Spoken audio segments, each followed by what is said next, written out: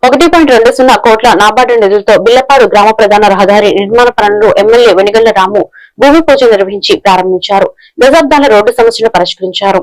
MLA మాట్లాడుతూ నియోజకవర్గ వ్యాప్తంగా ప్రజలకు అవసరమైన ప్రతి చోట్ల రోడ్లు వేస్తున్నామని, అనేక సంవత్సరాలుగా పురపాలక సంఘానికి పంచాయతీలకు కాకుండా పోయిన మందపాడు న్యూ కాలనీను ప్రజల సౌకర్యార్థం బిల్లపాడు పంచాయతీలో కలుపుతున్నట్లు ఎమ్మెల్యే రాము ప్రకటించారు.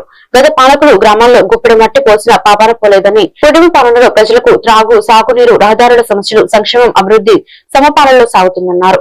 ఈ కార్యక్రమంలో AP state where housing corporation chairman రావి వెంకటేశ్వరరావు, మండల టీడీపీ అధ్యక్షుడు వాసే మురళి, ఎంపీడీఓ ప్రాజెక్టు డిఈఏఈ పలువురు గ్రామస్తులు పాల్గొన్నారు.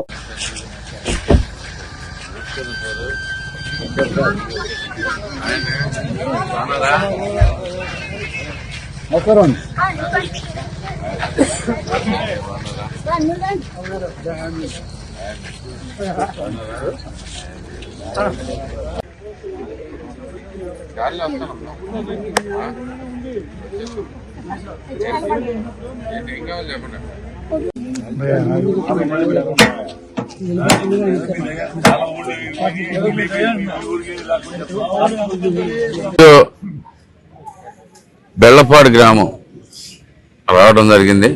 ఇక్కడ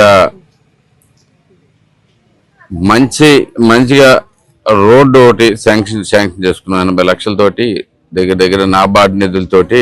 నాబార్డు అంటే చాలా స్ట్రాంగ్ ఉంటుంది. నాబార్డు అనగానే క్వాలిటీ హెవీ రోడ్స్ ఇస్తారు వాళ్ళు తప్పకుండా.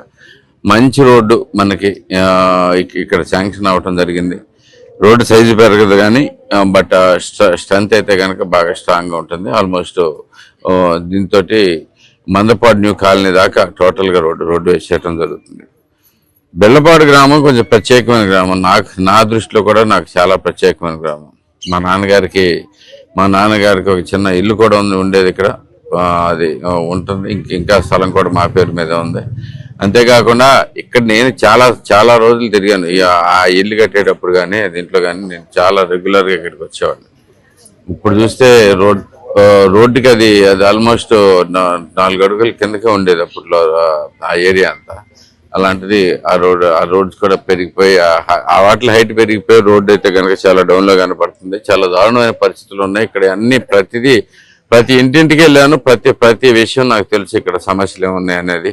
అందుకోసమే రాగానే కూడా ₹1 కోటి గ్రాంట్ నా ఎన్ఆర్జీఎస్ నుంచి తీసుకొచ్చి ఇక్కడ శాంక్షన్ చేసి అనేక రోడ్లు వేసుకున్నాం. ఇంకా అనేక రోడ్లు ఉన్నాయి. తప్పకుండా ప్రతి రోడ్డు కూడా ఇక్కడ వేస్తామని చెప్పేసి గ్యారంటీగా చెప్తున్నాను.